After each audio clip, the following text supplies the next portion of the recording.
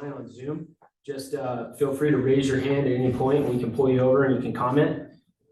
As we go through these topics, if you want, just stop me mid-sentence. If you have a question, go ahead and speak up, raise your hand, and we'll address everything that any sort of questions you have. All right. So next slide. So talking about mobile vending units. To be clear, these are food trucks, for lack of a better term. They are not sidewalk vendors. They're not peddlers, as is in our code. These are food trucks. Okay. As you can see from the highlighted areas, I kind of cut out some specific language that's prohibited places or rules that each food truck has to abide by. It can only be in one place for 4 hours at a time. They can be on commercial property, private property, as long as they have permission. Not allowed to operate on highway, street, sidewalks, or public parking lots. Must be 300 feet from property line of school, church, playground without written consent, and you can't be in a city parking lot. Next slide. There's a couple. No worries. I didn't understand the yellow. Is that what you are omitting or you're including? This is all current code. Nothing has been rewritten at this point. Why is it in yellow? Because it's pulling out, this is the important information for But you. it's not going to be deleted? No, nothing's going to be deleted right now. Nothing's going to be added right now. Thank you. This is all just what we're going over right now that's currently in law and how we can maybe, like I said, some of these are the important pieces of this. So it's like, how does this affect you? Does this hurt or hinder your business? Or are you satisfied with the way it is now? That kind of thing. Okay. So next slide.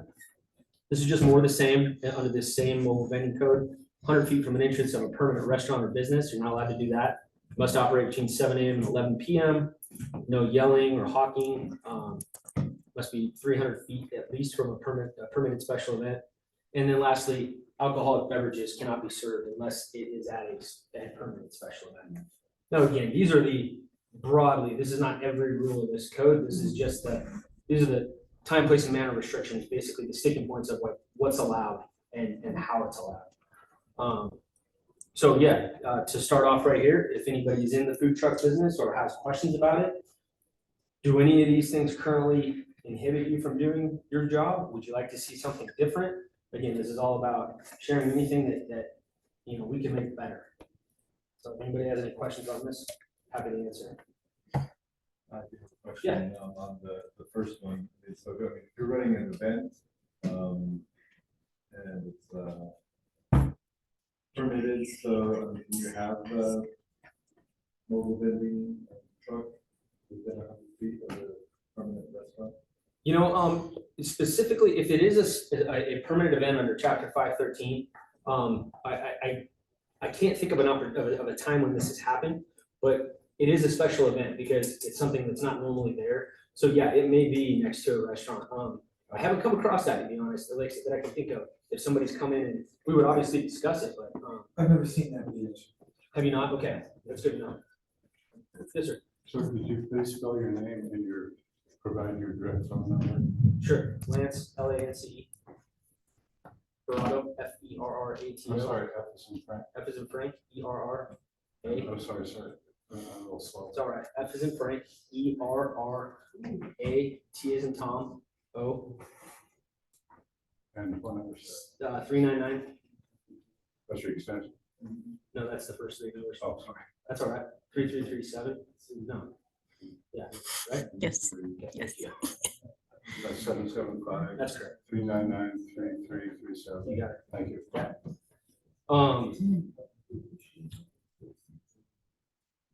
You have some questions back here, please?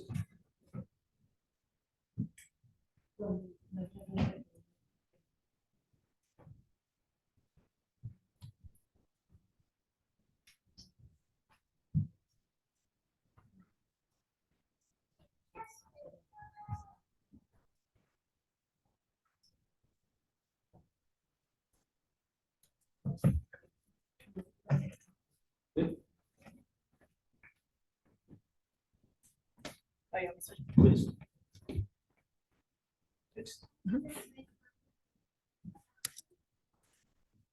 So next section here, pawnbrokers and secondhand dealers. This is obviously pawnbrokers, pawn shops, things like that. A secondhand dealer is something that you might you know, like a thrift store possibly, or a used goods store, used appliances, clothing, things like that. Generally speaking, it's personal property that's being sold again for a second-hand use personal property. That omits antiques and coins. There's a couple of provisions a couple items that are exempt from this. But as the city, in our experience, we do get a lot of complaints, or a lot of questions rather, on why the strict record keeping for some of the secondhand dealers. I'm not sure if anybody has any experience with that, but basically, the secondhand dealers can be held to some of the same reporting requirements as a pawn shop would be. So a lot of documentation, who you sold what to, when you sold it, how much you sold it for, and that becomes important with you know, some pawnbroking transactions. But the argument here is that some secondhand sales between, you know, someone just selling some used clothing, why do I have to continue to document all this stuff? It seems very over the top. That's kind of, you know, that's what we hear. Not sure if anybody in the room has experience with that or wants to share anything on that. Otherwise, there's a lot of NRS, Nevada Revised Statute, that intertwines with these laws. So some of it we'll have to keep, and some of it we would like to streamline. So that's what we're looking at in those. Anybody online? No. Okay. Next question, or next slide. Auctions and auctioneers. This is very similar to definitional. We're having issues with definitions, right? As you can see, public outcry. But the ordinance specifically calls out that to be considered auction, you must be bidding, you must be calling out bids, and you know, next bidder, next number, you know, and it has to be vocal. This code was written prior to a lot of internet activity. I believe this one came in '97. So there's a lot of auctioning sites online that are, you know, they're fitting the exact same description, but it's in a digital format. So there's things like that that are outdated about the code that we need to get updated. Next slide. This is similar to what my discussion on mobile vending units was. To explain, peddlers, solicitors, temporary merchants are, my best example of a peddler is an ice cream truck. So per Reno Municipal Code, if you want to be an ice cream truck, you have to get a peddler's license, which requires a background check. It's a privileged license. This is very similar to, it's kind of halfway between a food truck and a sidewalk vending license, right? Generally speaking, they're not stationary, they're roaming throughout the neighborhoods, which is where our sidewalk vending licenses are kind of headed. But they're in a truck, like food trucks aren't allowed to just roam around town. Some things I highlighted on here just to point out, some restrictions: can't operate within 15 feet of a door, driveway of a commercial or industrial zone, within 30 feet of any casino, have to operate between 9 a.m. and 9 p.m. And then it gets into, you know, not being able to, you're not supposed to bother people and say no soliciting on their doors, day slipper, things like that. Sir. Sir, where it says soliciting, Yes. or pardon me, where it says solicitation or peddling, telephonic or otherwise, shall be made only during the hours of 9 a.m. to 9 p.m. Does that not conflict with the First Amendment, where you have an absolute right to use your telephone to call people? It could, I'm not sure. And when this was written, this, like I said, back in '97, I don't know if the attorneys considered that, but that's something that we can use to ask that question when we go through this rewrite, to see if it's unconstitutional or if it's in fact okay. But yeah, that's good. It's not okay. Okay, sure, First Amendment. sure. Anybody else have any questions on this peddling, soliciting? Next slide. So 513 is our special event, special activity code. Special activities are events that occur on private property. Special events are on public property, city parks, city streets, sidewalks, things like that. A lot of the questions and concerns we get on special activities, specifically not special events, but those that are on private property, are, why do I need to go through this extensive process to have the event on my own personal property? You know, I have a business and I want to have a party or some sort of sip and shop event or something like that. Why do I have to go through all the hoops? Well, the way the code is currently written, it's generally focused on public health and safety. They want to know that the fire department has eyes on it to know what sort of activity is happening here. What is it truly licensed for? If you're licensed to be a flower shop, and then you want to have a, a concert in there. Well, when it was originally licensed, the fire department probably didn't take that into consideration, nor did the planning division, code enforcement. So when you do apply for a special event, or special activity in this case, they want to get eyes on it and make sure that everything's safe, everything's good to go. So there's no concern from a safety side. Special events in general, obviously a big part of the community, a big part of the economy in Reno. We're trying to make this more efficient and more, we want to encourage events. So how can we do that? I don't know if anybody in here has tried to promote an event or has promoted a special activity anywhere. But if you have and you've run into issues, love to hear any ideas you have on what could have made it better, what could have made it smoother. Any thoughts on that? I think for special activities. Yeah. I'm not sure if the rule is official, but I know it has been enforced in the past, that there was a 6 per year Right. limit. I think there's a lot of support for looking into that, because Okay. it seems a little one size fits all. Sure. Is there an official rule for that, or is that just It's basically a policy, it's an internal policy, and I know that a lot of other jurisdictions do that. When I first came to the city, I kind of asked the same question, like, why 6? Where did you get that? And the general consensus that I got from other jurisdictions that do the same thing, where if you're doing it, let's say we're doing an activity once a month. Well, you kind of do that a lot, like that's an often thing, maybe you should be licensed as such. You're doing it every other month, okay, maybe that's just enough, That's the concept that I've come to understand like this. So like, if you're again, a flower shop and you want to have, an event where you serve alcohol, you want to do that every month, you want to do it, bring it in all the time, it's like, okay, well, maybe we should license you like that. Maybe you should apply for a bar license or something to that effect. When you're just doing it a little bit here and there, it's like, okay, we don't need to go through the whole licensing process. We can do a special activity. So that's where that comes from.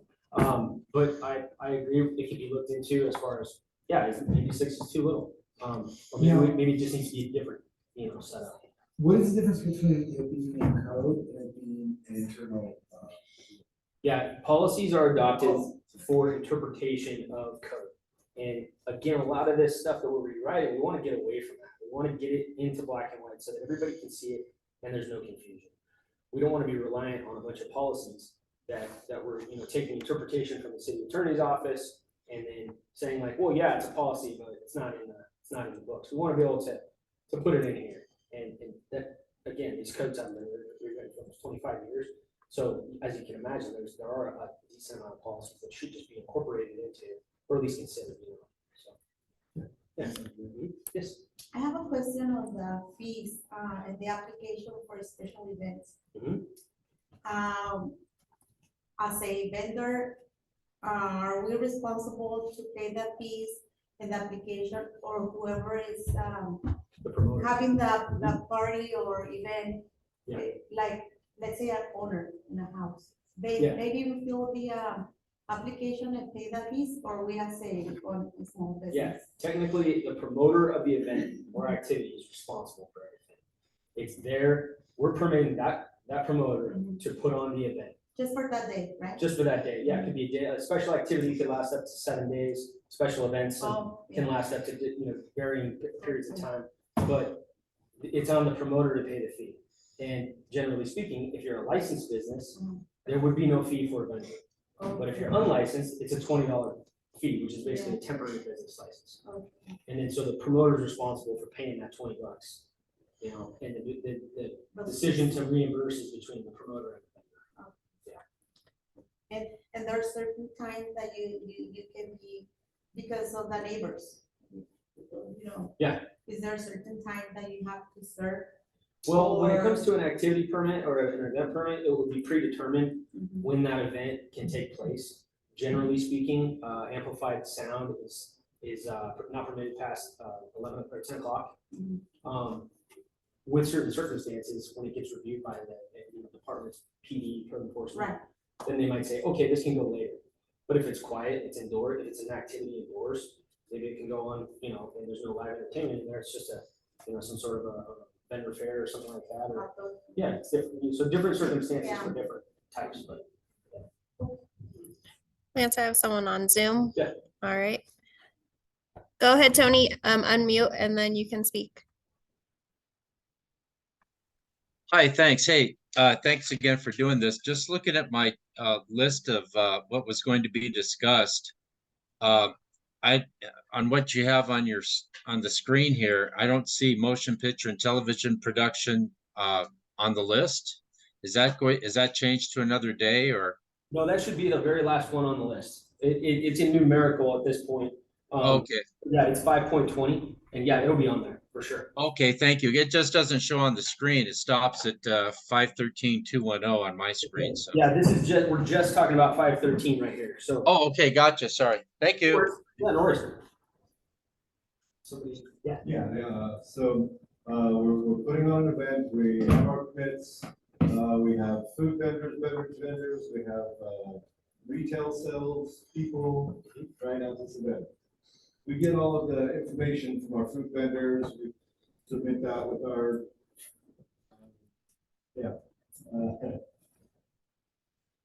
our application. Uh-huh. And there's always been a question about sales tax. Mhm. Collecting sales tax for people who are vending, selling things.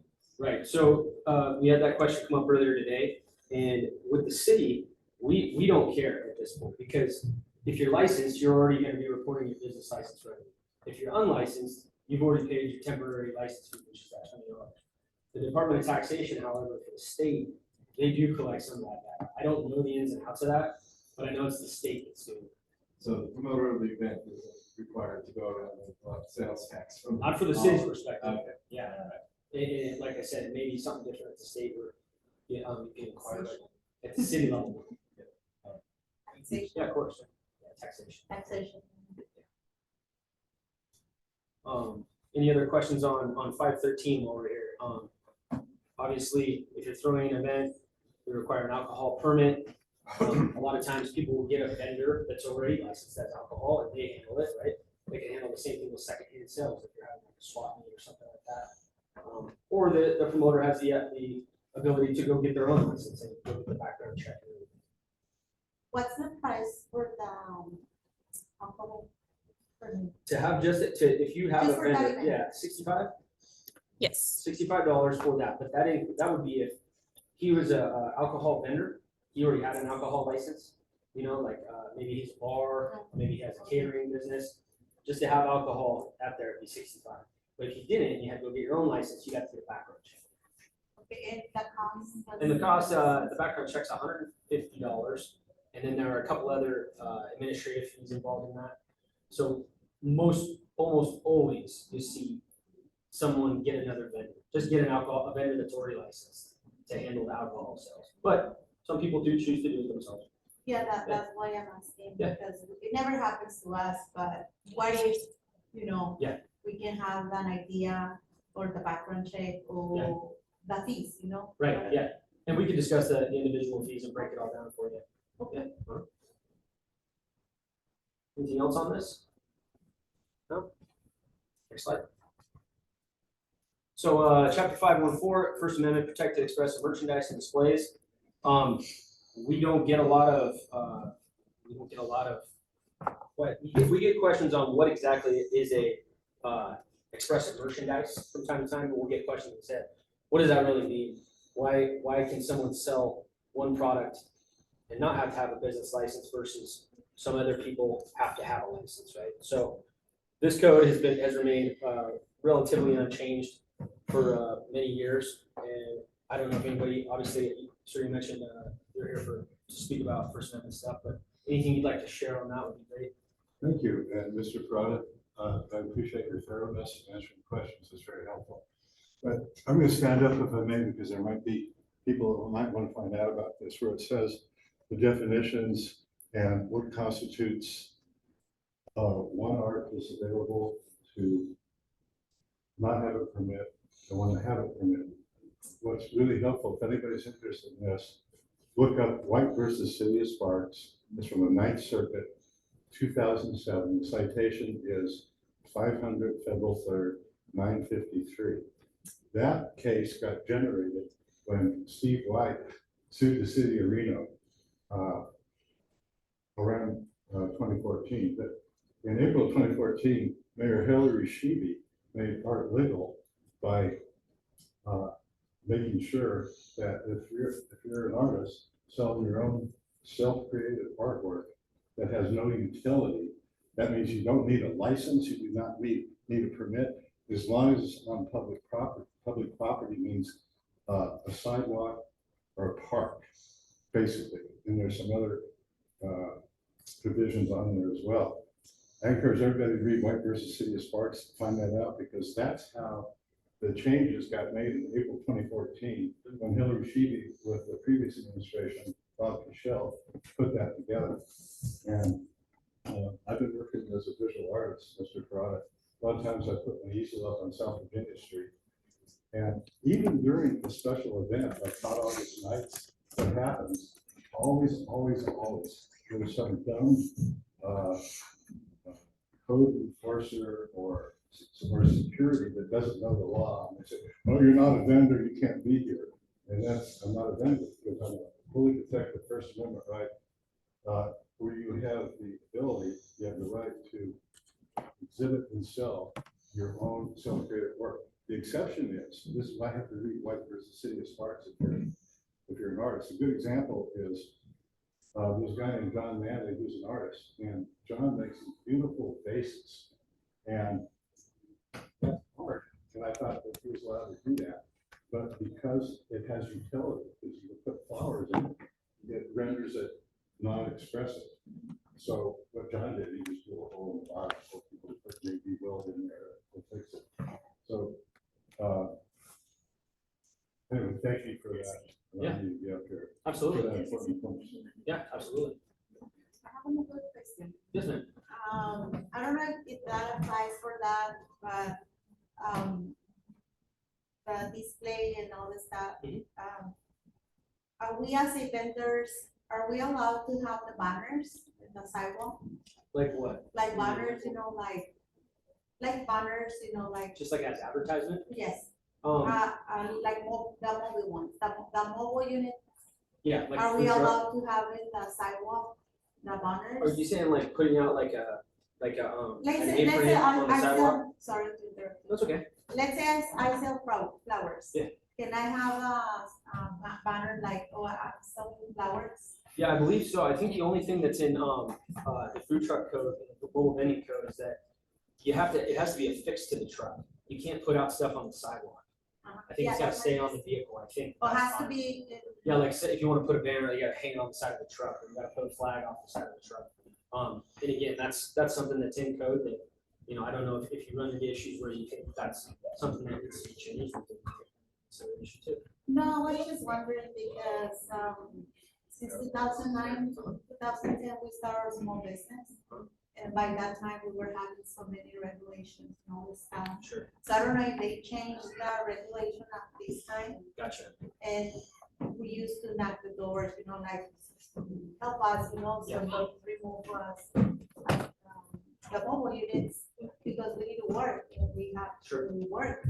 So they told us, so I'm asking if they make some changes already at this time, or it's the same It's the same, Yeah. regulations that we've been having it's the since same, that time, exactly. Yeah, since that time when we start, yeah, when did you start? 2010? I don't know, has the food truck code changed since then? Not that I'm aware of. Well, no, so No. it's been the same for them. But that's why we're here, right, to talk about all these things and take recommendations and anything, that are. Yeah, yes, sir. If we no speak English, no entienden. You help out, Lucy? Es que no entendemos nosotros nada, ¿va? ¿Sí van a- Porque con nosotros, Estamos hablando de ahorita el derecho de poder expresarse o vender mercancía, pero ustedes están específicamente para hablar de qué? no, de O de la- otros antojitos y así. Ajá, ¿cuál es tu opinión? ¿Por qué se pasó al principio?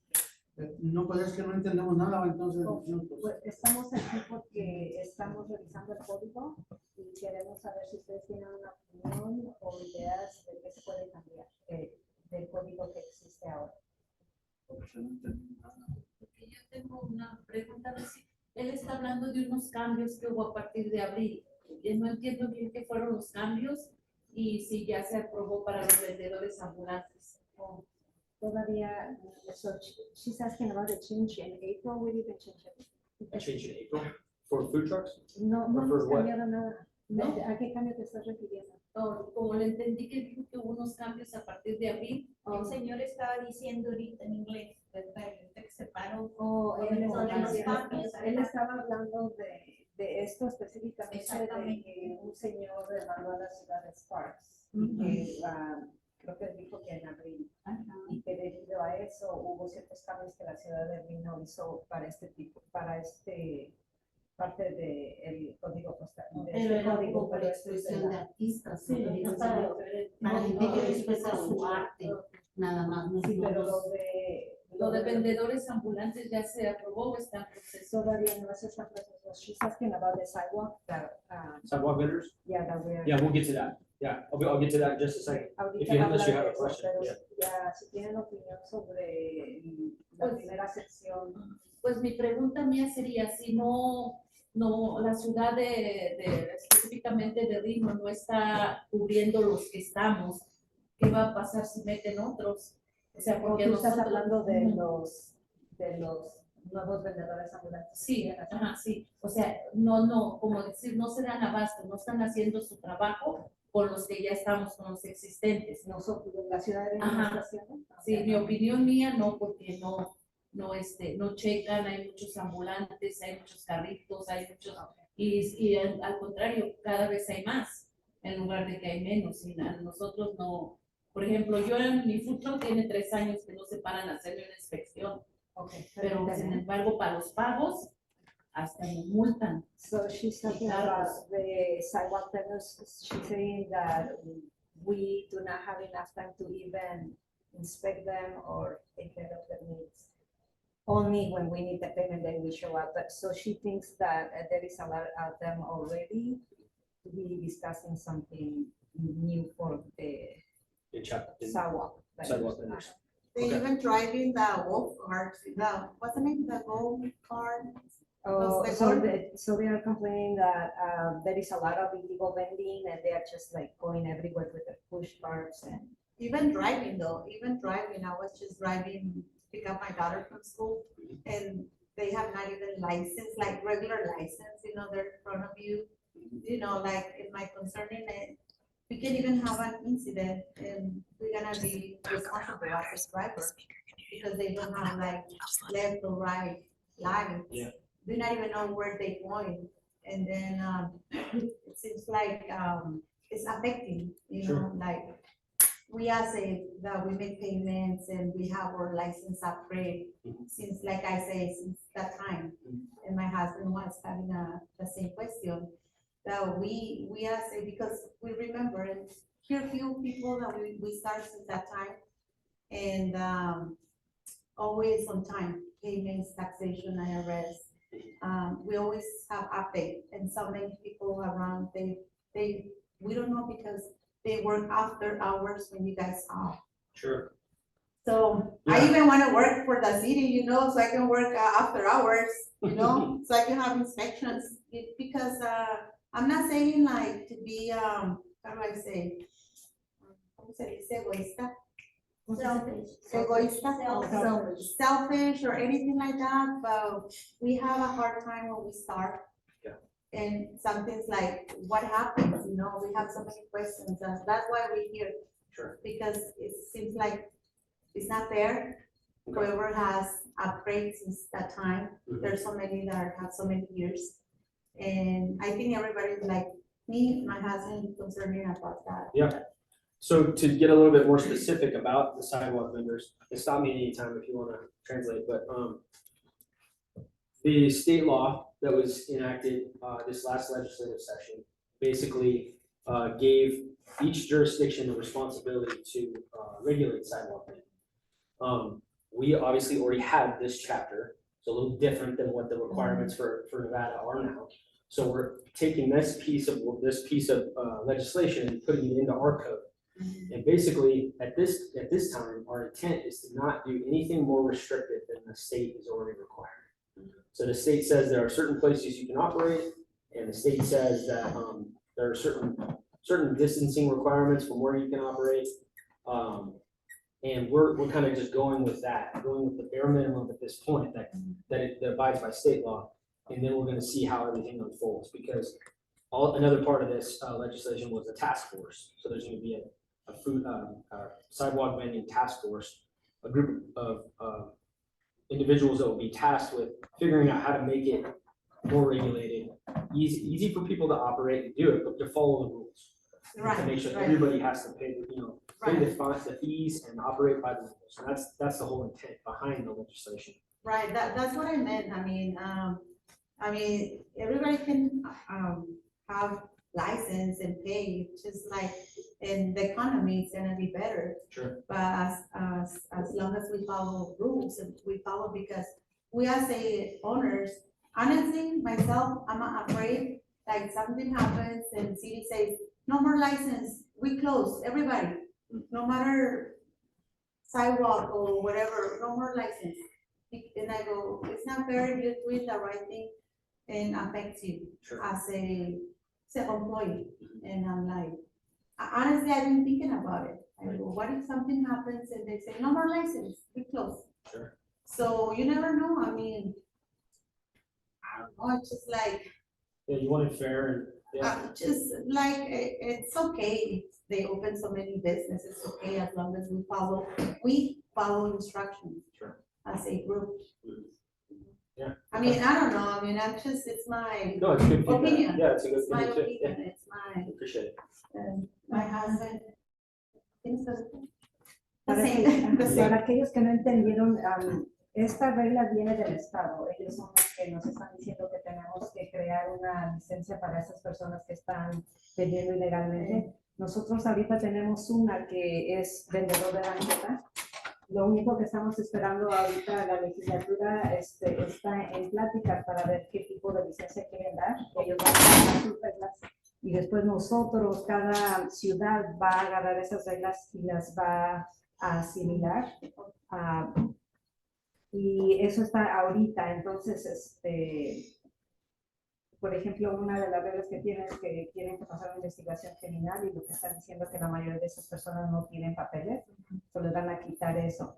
Entonces, esto viene del Estado y se tiene que hacer para acomodar las reglas de ellos, porque el Estado siempre tiene más poder que la ciudad. Entonces, ¿se van a acomodar al favor de ellos, por decirlo, lo que entiendo? Pues es vamos que- a ver que están en pláticas ahorita, vamos a ver cuáles son las reglas, y ya que nos den las reglas, nosotros tenemos que agarrar lo que tenemos y tratarlo de cambiar para asimilar las reglas que ellos están pidiendo. Entonces, si there's a Hold on, background so check, what was the first question? Just oh, so- what happens, who, me? Yeah, what was your Oh, question? That's all. no, I wasn't asking, Oh. I was just Clarify. answering back whatever she was saying, like, the sidewalk vendors.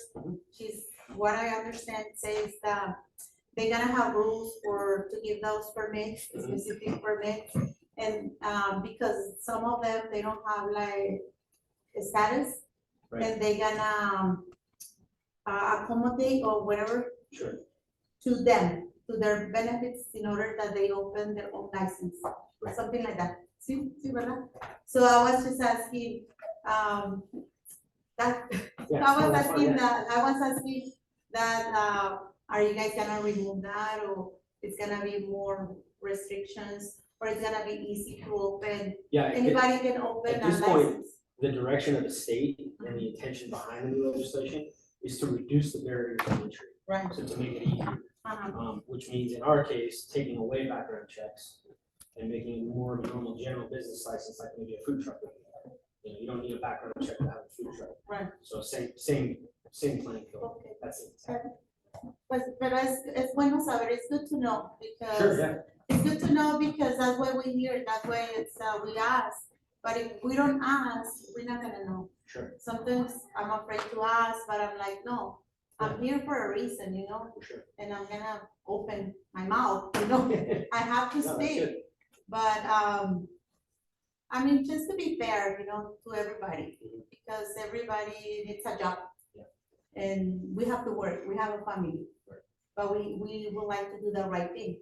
Because when we start, I told my husband, if we're gonna open a small business, we have to do it right, the license and everything, whatever it needs. So it's not easy, it wasn't easy for us by that time. Yeah. So I think everything is changing until now. I don't know, no sé, no sé. Es como más fácil. It seems to me more easier this time than before. It's been 13 years or 12 years, so everything changed. Sure. I think she had it. Yeah.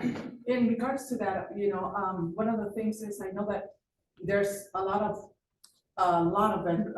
food trucks now. Yeah. I mean, a lot. There are. And is there gonna be a time when you guys are gonna say, this is enough? Or are you gonna just let it go till, you know, there's no space? Yeah, that's And more that's of one of a, the things is that there's not enough, because I have a commercial kitchen, and there is not enough,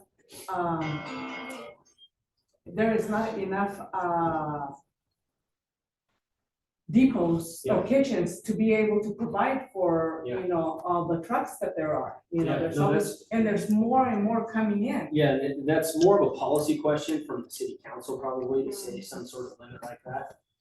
I haven't heard anything like that, but that's good information, you know, you being in the business of knowing, you know, having commercial kitchen and seeing all the traffic and seeing how many food trucks are out there, that's good information.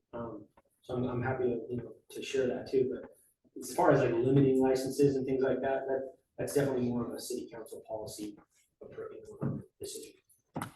Huh, I was curious. Yeah, you know. no, that's a good question. And the same rules, it's for Sparks, the same as Reno? Right now, they're not exact, and I don't think they'll ever will be, but there's the county rules, there's the city rules, everybody makes their own. We try with some of these things, we try to work with the other jurisdictions to try and make consistency, especially with this new sidewalk vending code. Yeah. We've been working with the county, working with Sparks, so that we can try to get a consistent rule across the cities. We I'm wanna try, sorry, you know? maybe it's not the right time to ask, but, you know, I mean, to ask all these questions. No, that's fine, yeah, no, that's fine, just fine. If there's questions, then let's ask away. Perdón. No worries. Did we cover open containers already? Open containers aren't necessarily in these pieces of Special codes. codes, right? Open container actually falls under the, under Title VIII, I believe, which is, you know, police and public safety. So it's not necessarily called out in business license. That's something more of a public safety administration code. Is there any more questions on this stuff right now? Yes, sir.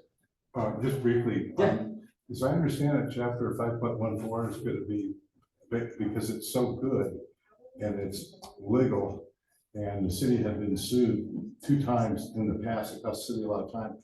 I assume they're leaving that alone, correct? You know, at this point, everything's just open for revision, you know, so the fact that, like you said, there's been a long history of things with this. I mean, anything that's changed on it, we could say exactly how it is. It may be cleaned up to reference case law, and maybe, you know, things like that, the attorneys might look at, but, I have no, specific notes from anyone that says like, no, we need to change this piece of 514 or anything like that. So at this point, I don't see a whole lot of change happening to that one, unless there's a lot of discussion from council or from more constituents that come in and say something needs to be more clear or whatever, something like that. Thank you. Any more questions on sidewalk vendors at this point? Like I said, that process is already underway because of the fact that the state law changed. So we will have a draft back in front of council in November that basically, as I said, mimics what the state law requires. And then we have our own verbiage in there as far as applications and things like that.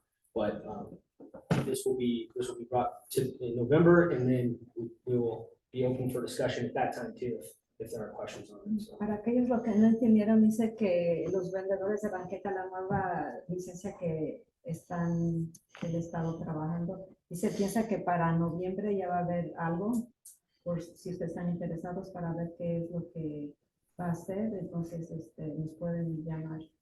les damos más información porque ahorita no sabemos mucho todavía. ¿Y va a haber otra junta, otra meeting?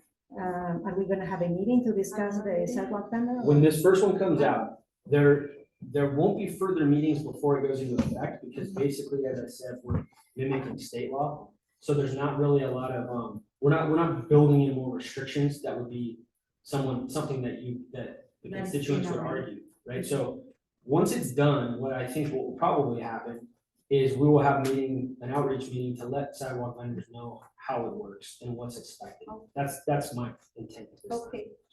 So dice que en noviembre, cuando ya esté terminado, ella estaba preguntando si va a haber otra reunión como para pedir la opinión de ustedes. Y no es necesariamente la opinión, pero más para informarles qué es lo que se decidió hacer, porque todas esas reglas vienen del Estado, nosotros no vamos a tener que seguirlas.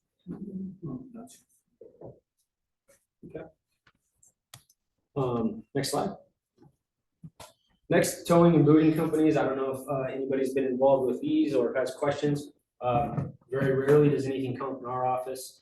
This chapter will be opened up for, again, clarity. There's some NRS provisions that need to be adjusted, and more cleanup than anything. But if anyone has questions on this type of activity, I'm happy to answer. Next. Vehicles for hire. So this is like taxi cab companies, pedicab companies, horse-drawn vehicles. Basically, at this point, there is again, it's more of a cleanup of the chapter. I know we have someone probably wants to make comment in here. So many comments. Yeah, but I already have an email, Joanna. I went to the meeting earlier. I listened to it on Zoom. And I guess I was just wondering the process and like what this is actually, because I had met with Oscar Delgado several times and Alex several times and several people on the different laws and like pedicab and vehicle for hire, I guess, like how to make amendments and changes to them. So yeah. So this process right now is basically, we're taking comments from the community in general. We're also taking all the knowledge that we have internally of what's working, what's not working, what people complain about. We're doing the same thing with the departments that we interact with, and then we're also taking notes from council. So at this point, it's like, whatever you see as like a recommendation or something that is something inhibit the way you do business, could something be better, something too open, not clear. Okay, cool. That would be perfect time to share. Perfect. And you can always do this in writing too, if you. Yeah, I have it all written out and it'd probably be easier. Okay, sure, that's totally up to you. Cool. Yes, sir. Mr. Corrado, regarding issuance of pedicab business license required, section 5.17.080.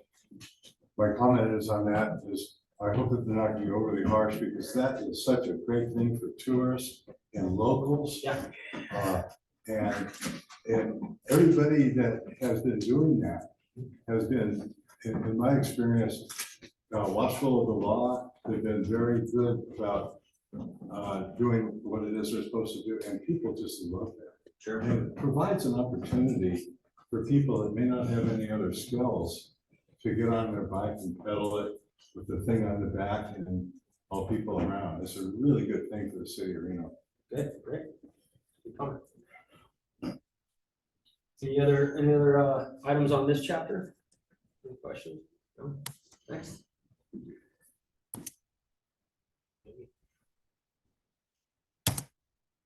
Maybe. There you go. There we go. Motion picture and television production. This is on here. It's very similar. It intertwines a lot with our 5.13 special events. We treat these the same way as special events. That's why I have it here, but it's basically you must submit a permit in order to maybe shoot a commercial, film a movie, something like that. We treat it as a special event. Come in and you apply and you have to have insurance, you have to follow the requirements of the code. And again, we don't get a lot of issues with this one, but I'm happy to talk about this. I have a lot of issues with it, actually. Sure, what do you got? So first off, in the code, it talks about keeping it updated. It hasn't been updated in 2004, since 2004. And That's why we're here. but the state law has been. Yep. 2018, Nevada became the state with the strictest film laws in the country, Mhm. possibly the world. Like, it's truly awful. Yeah. How much documentation we have to do just to be in compliance with the state of Nevada. We're not even talking about the Nevada Film Office. And the amount of business that we've lost since 2018 is just absolutely ridiculous.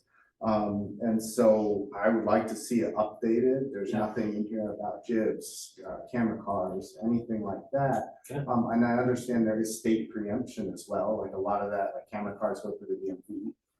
But at the same time, there's nothing to address this. Okay. I think something else I would like to see is updating the definitions. Okay. So like, what is news purposes? Is that sports? Is that just Colo 8 people with federal licenses? I would also like to see address, and there was on the website, but not in the code, an acknowledgement that like drone operations are federally regulated, but like, what about satellite operations? So like a problem we had in the city of Sparks is we got a federal radiation license to operate satellite equipment, and the mailing address is a residential address because the federal government wants to send it to whoever signs it. They're sending it right to the responsible party, and the city of Sparks finds out and they show up at our door. Very literally, like with a fire marshal. And it's like, no, we're not doing it here. So I would love to see that addressed as Okay. well. I think this is really written for like really large productions. What about small productions? Yeah. You know, if we do a public records request on film permits, is Mayor Sheehy's campaign ad permitted? What about every video shot in the courts? What about the Pennzoil ad that was shot on Virginia Street? Sure. You know, what about concerts that are filmed? And then I think the other thing I have a problem with is the enforcement. I can tell you Disney did not get a permit. Renovations? No, they have an office in town. They buy all the gaff tape. You have to wake up at 6 a.m. to get it. It's awful. They're working on lots of projects. And there's lots of companies that come in and see the $500 penalty. And for some small businesses, it's devastating. A $500 penalty is devastating. Right. You know, but for bigger companies, Paramount, Disney, people that we previously worked with, I mean, it's laughable. You know, I would love to see maybe a sliding scale.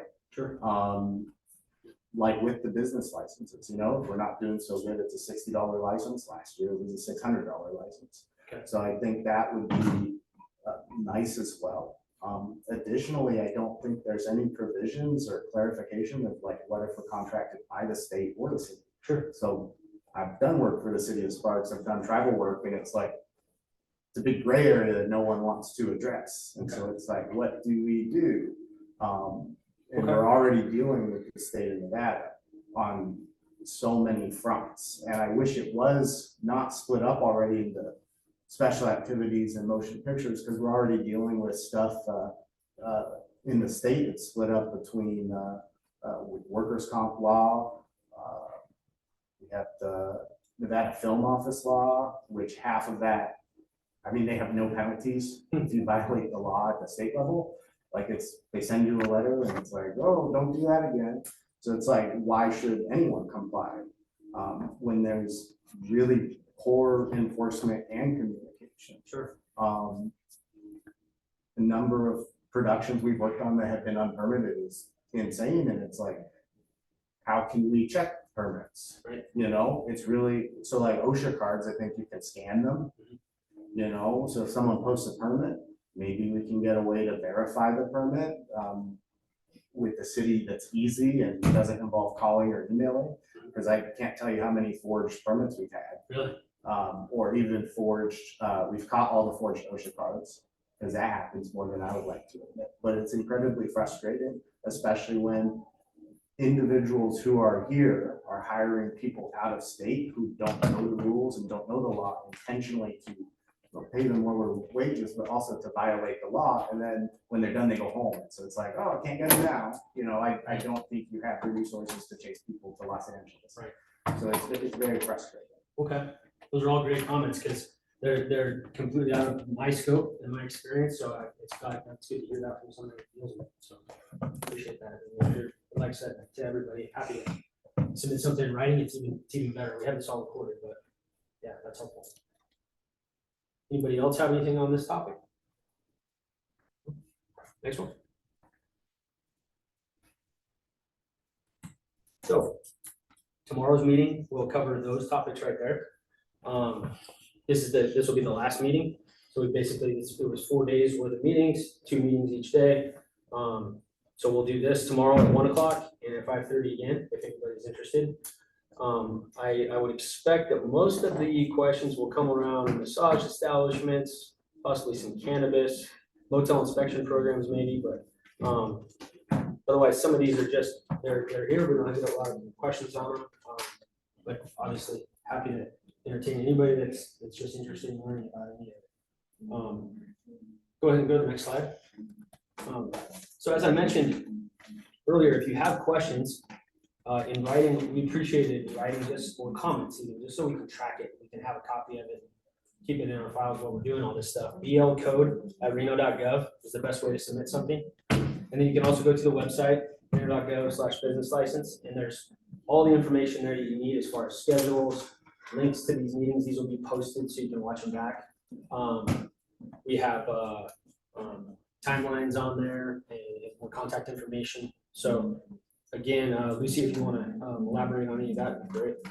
Con esto concluimos la reunión de hoy. Él estaba diciendo que si tienen algún comentario o preguntas, y si no las tienen ahora, pueden mandar un correo electrónico a esa dirección o pueden ir a la página de internet y también hacer comentario ahí o encontrar más información. Tengo una última pregunta volviendo a lo de las food trucks, de los trailer food. Como que es ustedes como la ciudad, ¿qué piensan hacer, implementar para, porque como dijo la señora, hay muchísimas food truck, trailer food cada vez más y la mayoría están operando sin permisos, sin licencias, sin hacer ningún pago, van y se ponen enfrente de los que sí pagamos y todo, o sea, van a hacer algo, porque lo que yo miro y entiendo están queriendo incrementar, pero el trabajo no lo están haciendo para tener un control. Okay, permítame. So she's asking, what are we going to do about the number of mobile food trucks, either licensed or unlicensed? She said that there is a lot of them, and a lot of them are unlicensed, and they go and park in front of the licensed mobile food trucks. Gotcha. Yeah, as far as the number of them, that's more of a council policy decision. But as far as enforcement, we're always out there trying to find it and look in and do the best we can with the resources we have. I know that a lot of people don't like to call in other operators, but we're always responsive to Reno Direct. If we know, if somebody knows that somebody's not licensed and would like us to look into it, we're happy to do that. It's more of an enforcement. I think it's community enforcement as well. All the players, if all the good players are helpful in reporting the other players, we can get everybody licensed or get the unlicensed players out of the picture. So. Se está diciendo de que sobre la pregunta si la ciudad va a limitar el número de business, de negocios, dice que es más como para los consejeros. Si ustedes se reúnen, tal vez y vayan a hablar con ellos. Y sobre la regulación, dice que la ciudad tratamos de regular lo más que podamos y que cuando nos comentan, nosotros tratamos de enforzar y que también aprecia si ustedes mismos reportan a Pues otros. sí, lo hacemos, pero nunca nadie va. Lo que a mí me dicen, yo voy personalmente a la ciudad de Reno, a la ciudad de Sparks, me dicen no hay gente para trabajar, después de las 5 que se cierra, nadie sale. Permítame, estoy hablando.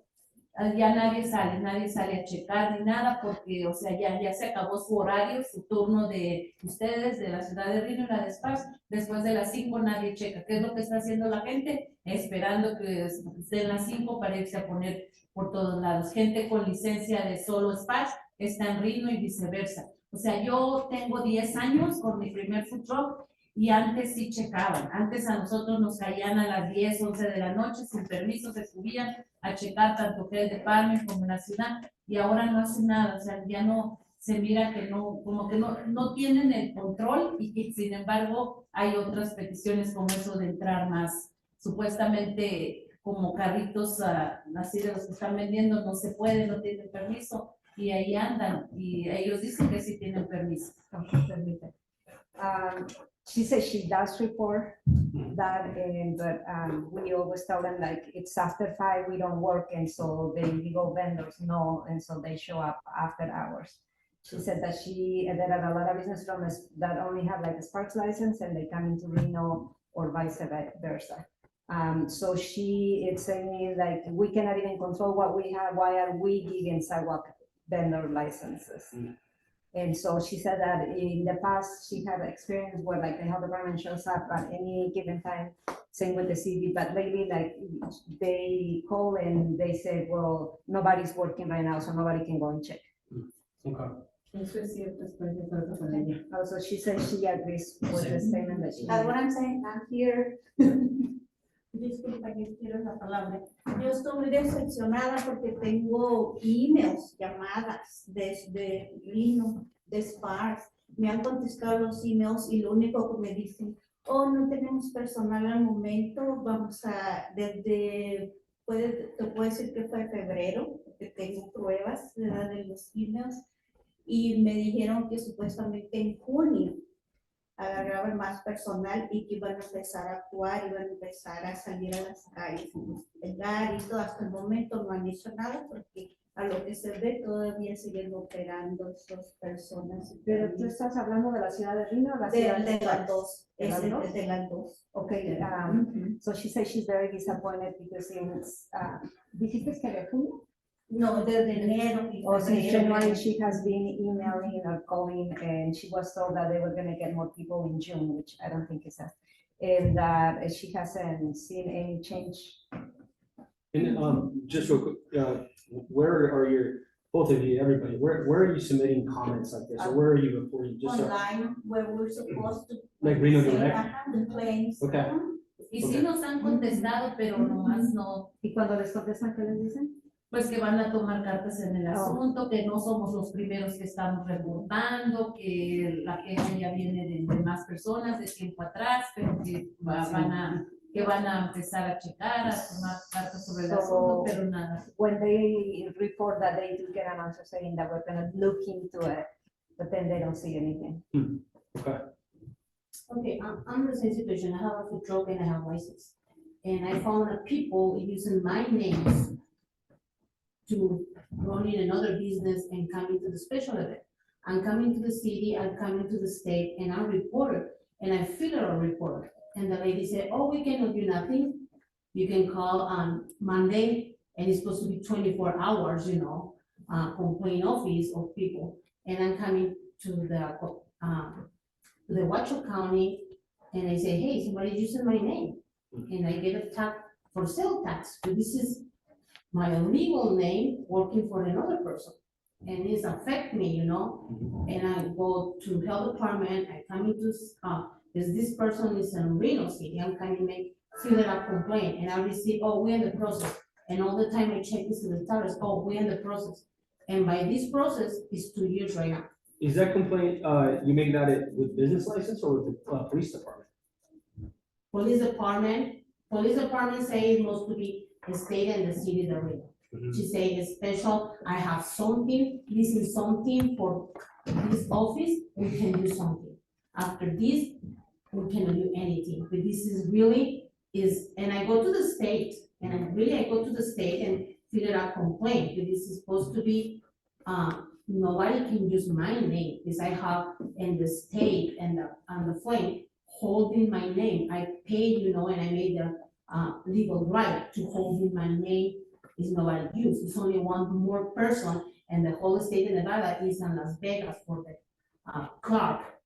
So it's the same name, and added one more, it's different, but he paid to hold it. But this person is no license, no health department license, no the city license, it's only a special vet license. And she started using it in different places, and they say, where I pay licenses, everybody does the same thing. And all the time I come into the city, if this is in Reno, I go to the Spark and it's the same answer. It's very frustrated. Say the same way, this is when time coming to pay, oh yeah, is we don't pay in time, it's a lot of fees. So when you, just curious, when you come into the city, you've made this complaint at the business license counter or filed this? I just wanna know if it's coming in the right I people. file it on the business license, I file it on the health department too, I file it to the a fixed name two, and I file it in the state, and I file it in the Sparks, because literally I'm in Sparks. So the other vendor is in Reno. Okay. But in the state say, no, we don't have nothing registered under the state or under sale tax by this name, it's only my name. Interesting, okay. Yeah, I'd like to learn a little bit more about that. And all the time I call, I checking, what is the situation, with this last event, for, the wind events is coming using again my name, and they say, this is, can true, is a and I told the lady to the city, it's a second year I come fill it out complaint, and I have the right for my name. Okay. Including I call a friend, and she cannot keep quiet, she's here, I call and ask her, hey, this is what I can do, This is, and she said, go to the city and push it to the city, this is very frustrated, it's not make nothing, it's only charge it for my fees and my license, and say, okay. And the state is charging me for, I'm working in a special event, you have, report the sales, it says, I'm not working in a special event. Got it. It's not me, and I show the, sales tax, it's not me. Yeah. I'm in my regular, parking side all the time. Okay, yeah, I'd like to talk to you afterwards a little bit about that, that's curious. Let's see, Más comentarios, tengan preguntas. No, mire, nosotros, pues, lo que decía estas personas, nosotros somos antojitos, entonces vendemos raza. Y entonces yo les dije una vez a ellos, y me dijeron, nosotros somos de los mismos. ¿De cuáles? De ¿Quién los le mismos. fuiste a decir? Ahí está uno de los carritos que venden raspado y todo eso. Y le dijeron, no, dice, nosotros si queremos venimos y traemos otro aquí, nosotros mandamos. Y me dijeron, y luego me quisieron pelear, tuve que hacerme para atrás. Entonces, siguen vendiendo. Hay personas que llegan y venden ahí al lado de nosotros y mejor ya no les decimos nada porque les tenemos miedo. Nosotros reportamos a la ciudad con todo. A las PAS, fuimos a hablar ahí al City Hall de PAS, y lo que me dijeron ahí fue que ella, una de las trabajadoras, ya le había comentado a su supervisor y le había dicho, nosotros trabajamos hasta las 5 y yo no he visto ningún carrito ambulante ni nada, nosotros no podemos hacer nada. Okay, so they're talking about, they have a mobile food truck and then those illegal vendors with their cart, they just park by their business and they actually try to fight him because he said something, and so they said that they are afraid because they are very aggressive, and so they complained to the City of Sparks, and the City of Sparks said that they don't work after 5. Pero esto pasó en la ciudad de Reno o en la ciudad de Sparks? Esto en la ciudad de Sparks. Oh, so this happened in the City of Sparks, but I know that it also happens in Reno. Yeah. But it's everywhere, though. yeah. It's everywhere. Disculpa, pero viene siendo relacionado porque si ellos son del Departamento de Salubridad, entonces se supone que es uno solo, ¿verdad? El Departamento de Salubridad es Reno y Sparks, ¿verdad? Bueno, el Departamento de Seguridad es en todo el condado de... Exacto, Ajá. entonces cuando los hemos reportado, entonces eso con fotos. En mi caso yo he reportado con fotos, cara de las Pero personas. han reportado a la ciudad o a estás la hablando de ciudad seguridad. aquí en Reno, en los departamentos de salubridad y en la ciudad de Sparks. Y cuando Y me han contestado los emails y me dicen que van a investigar, y te estoy hablando de 7 meses y hasta la fecha no han investigado porque siguen operando esas personas. Y todos los que estamos aquí sabemos de quién nos referimos, que es una persona en general. Permíteme, déjame hablar antes de que se me olvide. So she's saying that she has reported to the county, to the City of Sparks, City of Reno, with photos of the people, and she's still waiting to hear from us. Okay. Including happened, me, with the area parking, I have permits for the owner to the building. And it's coming one to this vendor, the pushing cars. He should try to intimidate. And he tried very intimidate. He said, you intimidate. I call, this point, health department is coming help me. It's after hours, but it's coming help me this time. Pero it's a lot of things happen to try and intimidate you, saying to the guys, and I get it. I make report to the police with the license plate, and I have the video to these 2 guys. The problem is California license plate. And this most to be these people know who is, and is local person for Reno, bringing up all these people and try intimidated everyone. And he don't have license, and it's very frustrating, you know, when they say, hey, I not could endanger my life or my family life for this person. But when I do the So- right. I forgot to mention that they say that it is one person that is bringing all those vendors and they know who he is. It's a business already. It's a- He does have a business, license. but he has a business for whatever he's doing, but he has people, bringing people, using them to do the job, and you don't see his face, you see the other people, the vendors. But like you were saying, if we don't speak, the city's not gonna do anything. We need to speak and give the name without being afraid. I don't know that person.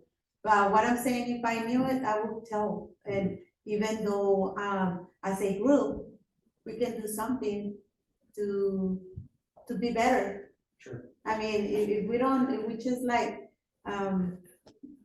we don't give names and all this stuff, the city or the state or Washoe County, they're not gonna know, because you were saying, as long as you report, we're gonna do something. But if people doesn't report, that's my understanding. Sure, yeah. If we don't report, if nothing's gonna happen. Yeah. Is that true? Oh, yeah, I mean, for the most part, yeah, our whole system works off of, the whole city works off of, whether it be written or verbal complaints, if they don't have anything that was submitted as a complaint, then I don't know what steps we can take on next.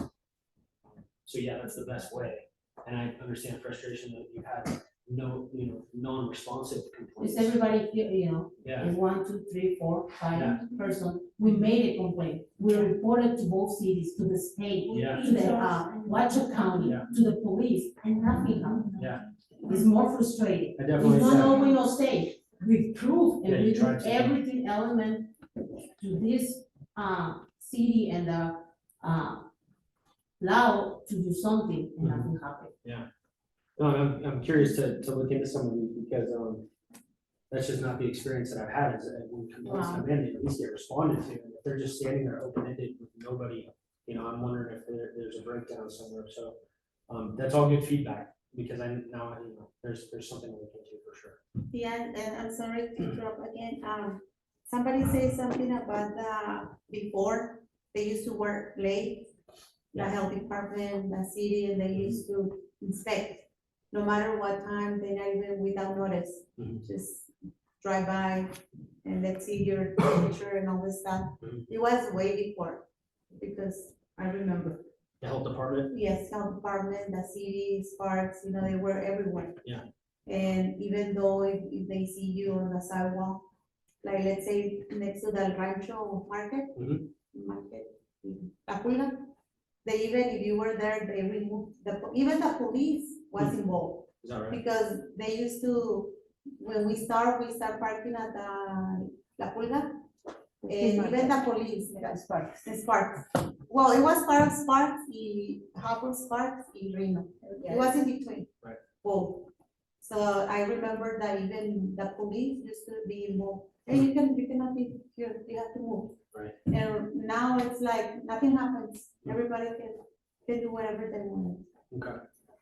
Well, one of the things I think that, that city, health, all the kind of, it has to be united. Yeah. In order to be able to do something about the problem.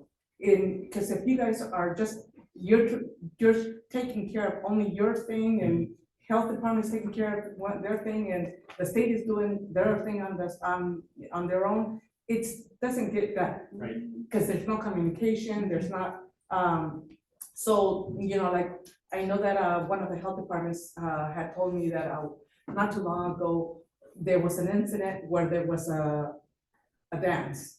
And the little hot dog carts were, the illegal little hot dog carts were Oh, yeah. out there. And unfortunately, the the guy got beaten, the health department guy got beaten, or girl, I don't know what, if it was a she or a he or what, but, but I say, well, it would have been smart if the police were there and the health department was there, then, you unite and you take care of business. Right. But that's the way that it's gonna have to get done. In order for you guys to be able to get this taken care of, you have to unite and take care of the problem. Right. Because without being, if you just, like the way it's being done, it's not gonna get done. Sure. It's just gonna get worse before it gets any better. Yeah, those cars, they're like the tools from the mechanic. Yeah. That's the way that they're operating, and I'm like. Right. I mean, why the city doesn't do anything? I mean, they're everywhere. Mhm. But like I said, like somebody said, they're open after you guys home, Right. when you guys would go home, Sure. and they start like after, like midnight, like everywhere. And it's like, it's good to know, like I said, it's be part of. Yeah. The team, Yeah, absolutely. ¿Tiene algún número o alguna página donde nos podamos dirigir a ver si nos hacen más caso? No nos hacen caso porque no nos han hecho ningún. Or we need She's asking if there is a phone number where they can call or somewhere where they can go so that they are heard. Yeah, I mean, obviously you've lost a little bit of trust in Reno Direct if you're submitting things through that. So, if you have issues, I would say let's, email our office in the meantime. We're trying to funnel everybody through Reno Direct, and that's the way our service system works. But again, obviously there's been a lack of trust with, submitting things through that. So if you feel comfortable emailing our office, we can do that as well. And I think we can, I don't mind if it even just comes to my email, my attention, that's fine. And we can look into it from there and, make sure the compliance officer takes a look. But, yeah, we would prefer Reno Direct, but if you want to email me directly, then we can do that.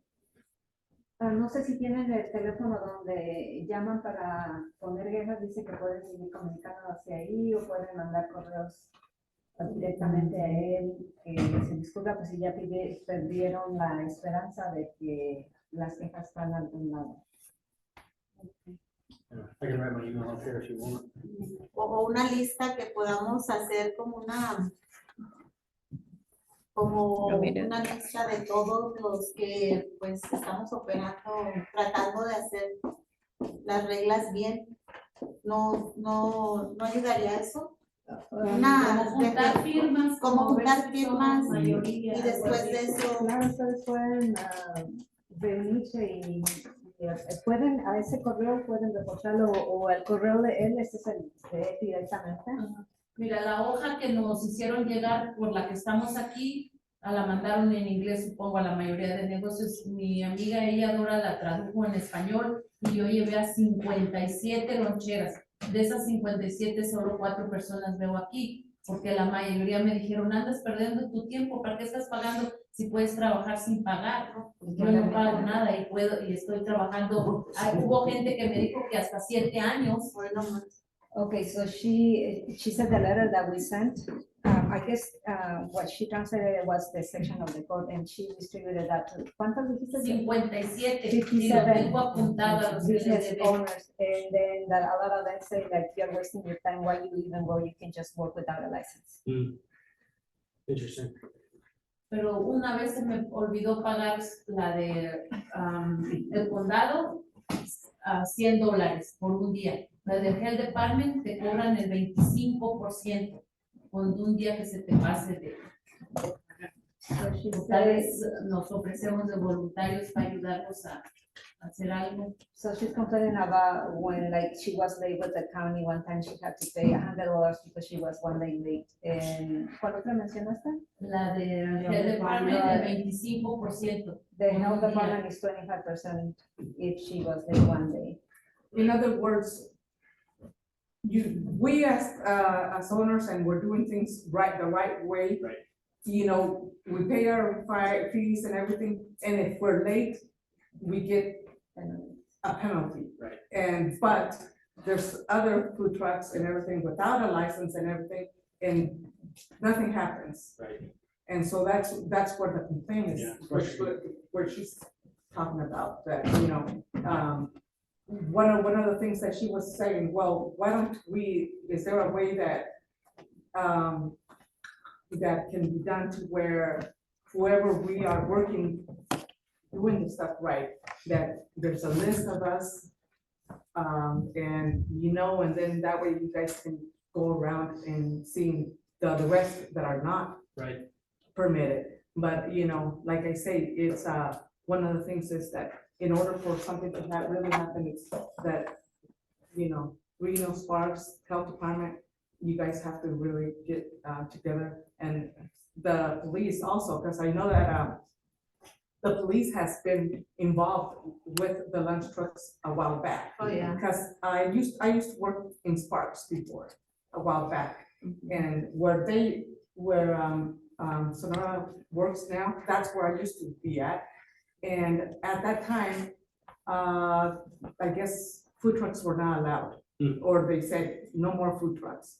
And so, but at the time, for some reason, I didn't know about it, that, you know, I was not allowed. But then they went and told me, and I'm going like, well, I have my permit, I have the help and everything. Why are they stopping me? You know, I don't want to sit at home and take advantage of the government, where I could be getting food stamps, I could be getting help paying for the rent, I could be taking advantage of all this things that, you know, that I could just stay home and be a potato couch, you know, and I chose not to, and I chose to teach my kids to work and stuff. And so, but then the police came and they said, you know, you gotta close down, you're not allowed to work. I'm going, why are you guys stopping me to work? I want to work. You know, I don't want to depend on the government. He said, well, if you don't close your doors, I'm gonna have to arrest you.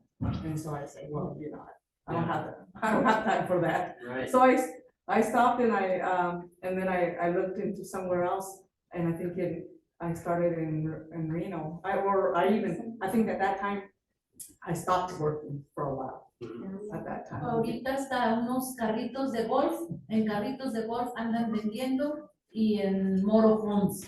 Sí. Ahí al lado mío se puso un Moro Homes con su letrero de gorditas y no sé qué tanto, sin contar que medio Reno vende en su casa. Okay, so Pero si she's no saying puede. that people are selling out of golf carts and the mobile, the RV park, the mobile home, without a license close to her business. Without saying that a lot of people cook from their house and they're selling food. Yeah, that's a lot. There's a lot, and you can see it on Facebook all over. Every Saturday, Sunday, there's food vending at their homes, so that you can just go and, you know, and they don't get caught, or even if they get reported, they're still working out there. And like I said, we pay taxation monthly. IRS, it's like license. We try the best that we can. And, yeah, we just need help. Yeah. We just need help to be better. Right. That's what we need. No, these are all good stories and good feedback. I appreciate them sharing.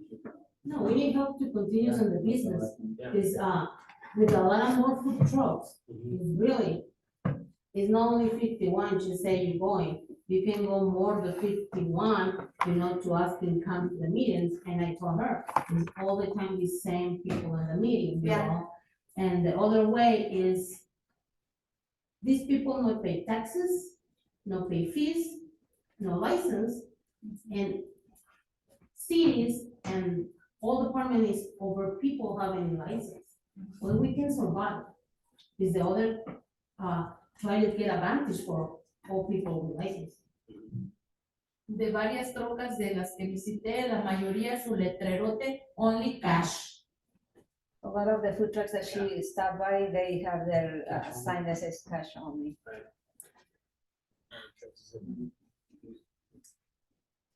porque no tienen licencia, no pagan permisos para que cuiden. Well, yeah, Are you guys hiring? Electrónico Are you guys directamente. no, not right now. Quiero que If you guys mandes hiring, documents. I can send my application. No, seriously, I'm honest.